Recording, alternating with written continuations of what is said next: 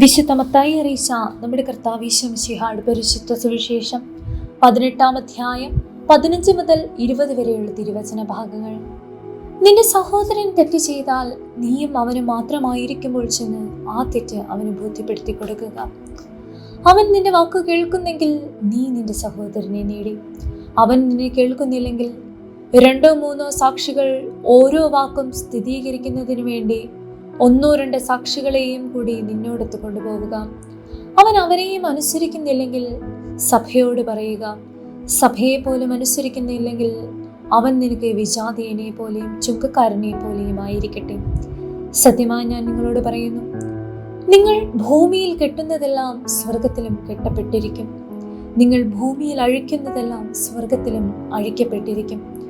വീണ്ടും ഞാൻ നിങ്ങളോട് പറയുന്നു, ഭൂമിയിൽ നിങ്ങൾ 2 പേർ യോജിച്ച് ചോദിക്കുന്ന ഏത് കാര്യവും എൻ്റെ സ്വർഗസ്ഥനായ പിതാവ് നിറവേറ്റി തരും. എന്തെന്നാൽ 2-3 പേർ എൻ്റെ നാമത്തിൽ ഒരുമിച്ച് കൂടുന്നിടത്ത് അവരുടെ മധ്യേ ഞാൻ ഉണ്ടായിരിക്കും.